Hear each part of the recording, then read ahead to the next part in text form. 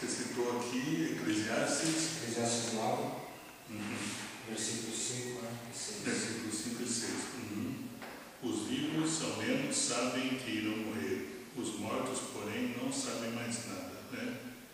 Nem terão mais recompensa. Um pouco a tradução deve diferir um pouquinho, Mesmo sentido. Aí diz no versículo 6 que o amor, o ódio e a inveja para eles já pereceram para sempre. Não tem neles parte em coisa alguma que se fazem marcha só. É claro, né?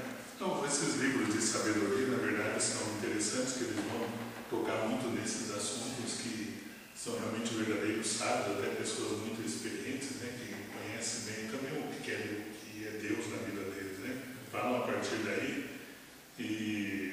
mas eu acredito que também eles tocam bastante aqui quando fala os vivos ao menos sabem que irão morrer, os mortos, porém, não sabem mais nada. É claro que a gente também tem conhecimento, nunca ninguém teve conhecimento da vida pós a morte, né? Como aqui também esses sábios não teriam, não tinham também, né?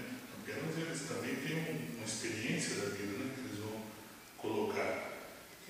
Claro que não tem mais uma passagem por isso que a gente passa, né? Sim. É um tempo novo. No fundo também, eles vão dizer, né? O versículo 6, se o amor, o ódio, a inveja terminaram, e eles não mais participam deste mundo, nem da obra que se faz debaixo do sol. É claro que acabou, né? Uma vez que a pessoa terminou essa vida aqui, há um outro momento, né? Claro que ainda não é claro que eles são da ressurreição, né? Da vida para onde vai depois. No versículo 10, né, ele fala. Versículo 10 ele continua dizendo assim, ó. Tudo quanto tiver a mão para fazer, faz conforme as tuas forças, porque no além, para onde tu vais, não há obras, nem projetos, nem conhecimento, nem sabedoria alguma. Aí ele dá meio que um desfecho, né? Sim. Bom, eu acho, então, na verdade, o Antigo Testamento, ele poucas vezes vai falar de vida, né? De vida após a morte, assim, no sentido de que fala no Novo Testamento, porque tudo que vai reger o Novo Testamento é Jesus, né? A ressurreição. Então, por isso que vai dar um sentido grande para a morte a partir de Jesus, né? Você pode ver que no Antigo Testamento, os profetas e outros não chegam nem a falar dele, de morte dele, na verdade termina, simplesmente, né? Termina. É o contrário, quando já depois, a partir de Jesus, vai aparecer, mesmo assim, ainda, né, os santos, as pessoas boas, ainda vão passar como se terminou, acabou, né? Adormeceram, né? Então, é interessante a visão é diferente, né? A partir de Jesus tem uma visão muito mais forte da questão da morte, da questão de como vale a pena ser uma pessoa amorosa na vida, né? Que cheia de misericórdia, é o que nós devemos ser, eu acho, né? Não existe outro caminho, né? Jesus morreu pela misericórdia, né? E não é um Deus que castiga, nem um Jesus que ele veio para salvar, você vai dizer, não vim para condenar, mas eu vim para salvar. Então é uma visão bem diferente, né? Claro que você vai ver mesmo no Deuteronômio, nos 5 primeiros livros da Bíblia, chamados o livro Pentateuco, livros da lei, ele vai dizer então que no olho por olho, dente por dente, né? E Jesus vai dizer que a dureza no coração de todo esse povo, que Moisés fez isso, né? Na lei de Deus, na verdade, até mesmo os 10 mandamentos, perdeu tudo, né? Só que depois, Jesus vai falar que agora é diferente, né? Ele veio para cumprir, né? Cumprimentar a lei, né? Que agora é a lei da misericórdia. Aí em Mateus vai pegar o sermão da montanha, né? No capítulo 5, na 13 vai pegar o sermão da montanha, que vai ser um pouco toda a nova lei do Novo Testamento, na verdade. Só para o pessoal entender um pouco melhor, então, padre, essa questão então da alma, voltando à questão da alma. A alma das pessoas boas hoje, então, hoje elas estão no paraíso? Elas estão, ou estão em outro lugar aguardando para ir para o paraíso? Não, claro que nós não sabemos, né? Eu também não sei, porque, né? Eu também não sei, porque ainda estou aqui. Eu não tenho, tudo pela fé da gente e pela experiência de Deus, de Jesus Cristo e da vida que a gente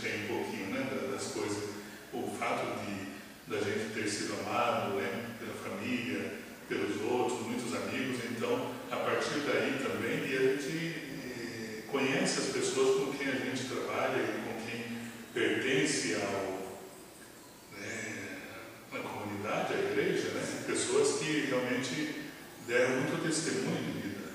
Pessoas simples. Eu conheci aqui, por exemplo, pessoas que hoje, né, estão junto de Deus, eu falo, não são canonizadas pela igreja, né? Porque tem os santos são canonizados pela igreja.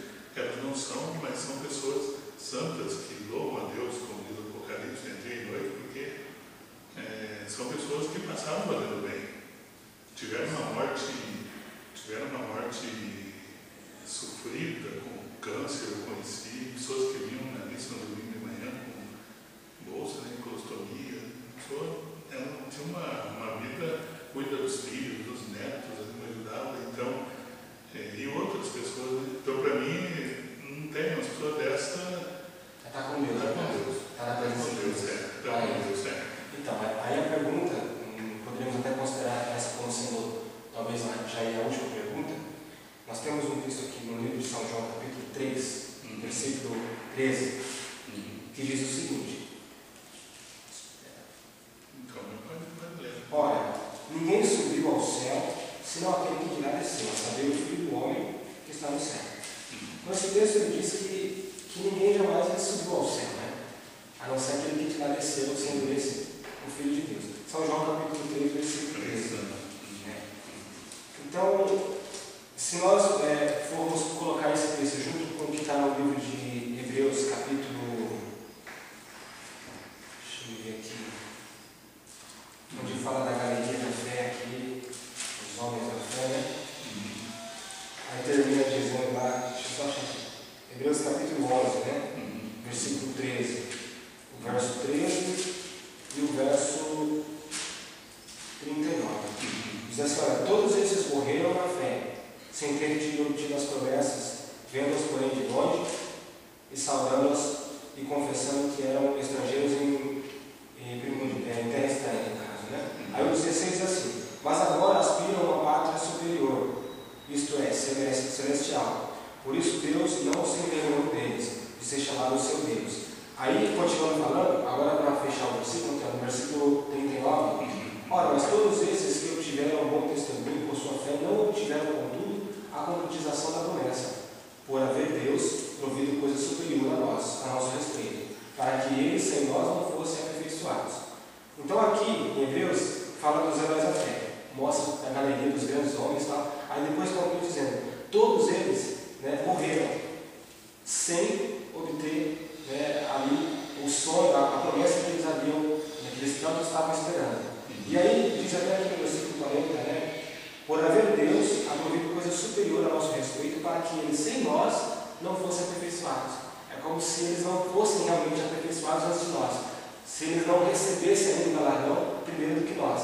Aí juntando com o texto de João 3,13, né, que a gente leu, diz que ninguém subiu ao céu senão aquele que de lá desceu. Como vocês veem esse texto, essas passagens aqui? Como você poderia interpretar essas passagens?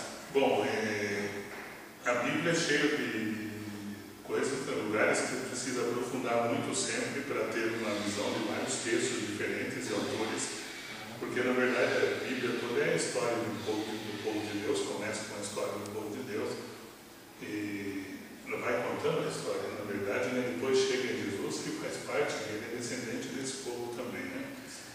E eu acredito que dependendo do momento, da comunidade, de tudo isso, do momento em que estão vivendo as comunidades, por exemplo, né, São Paulo vai escrever os Hebreus, ele escreve os Gálatas, os Colossenses, os Filipenses, os Tessalonicenses, mas ele depende, eu acho que vai ter um olhar na comunidade, no momento em que está vendo aquilo. Cada autor também, ele vai ter um olhar na comunidade, dependendo, ele vai mudar um pouco essa linguagem, a forma de utilizar.